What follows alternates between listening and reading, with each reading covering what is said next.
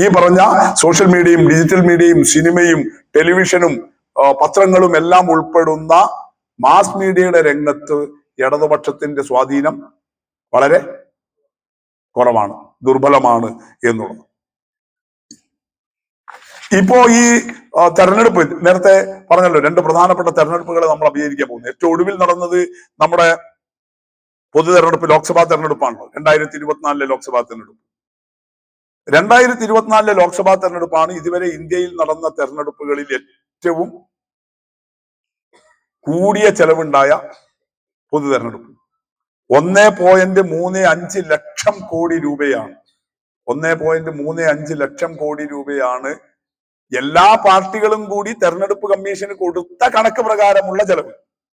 ഇത് ഔദ്യോഗിക കണക്കുകളിലുള്ള ചെലവാണ്. 1.3 ലക്ഷം. നമുക്കറിയാമല്ലോ, നമ്മളെല്ലാം ശരിയായ കണക്കല്ല ആയിരിക്കും കൊടുക്കുന്നത്.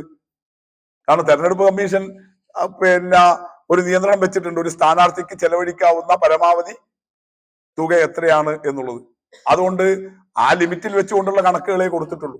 അത് തന്നെ എത്രയായി? 1.35 ലക്ഷം കോടി രൂപയാണ് 2024 പൊതു തെരഞ്ഞെടുപ്പിന്റെ ചെലവെന്ന് പറയുന്നത്. അതിലെ 40% ചെലവിട്ടത് പ്രചരണത്തിന് വേണ്ടിയിട്ടാണ്.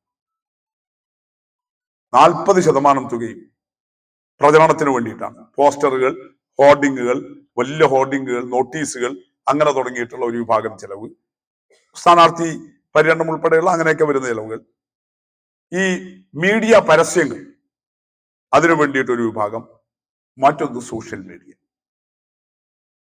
മുമ്പ് ഒരു 90കളുടെ അവസാനം വരെയുള്ള തെരഞ്ഞെടുപ്പുകളിൽ പ്രചരണമുണ്ട്. പക്ഷെ അന്ന് പ്രചരണങ്ങൾക്ക് ഏതിന് ചെലവില്ല. സോഷ്യൽ മീഡിയ എന്ന് പറയുന്ന സംവിധാനമില്ല, ചെലവില്ല.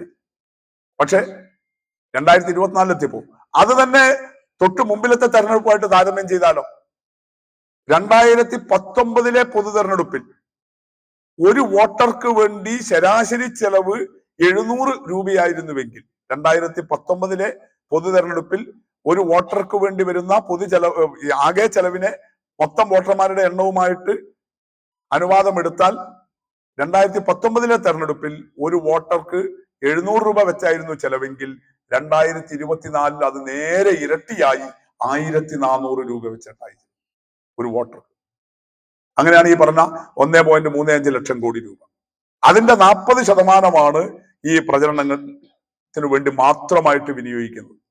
അതിൽ പരമ്പരാഗതമായിട്ടുള്ള നോട്ടീസ്, ബാനർ, ഹോർഡിങ്, അതുപോലെ ഈ സ്ഥാനാർത്ഥി പര്യടനം, പിന്നെ ടെലിവിഷൻ, പത്രം, പരസ്യങ്ങൾ കഴിഞ്ഞാൽ ഏറ്റവും ഗണ്യമായ ഭാഗം പോയിട്ടുള്ളത് സോഷ്യൽ മീഡിയ. സോഷ്യൽ മീഡിയയുടെ വിഹിതമാണ്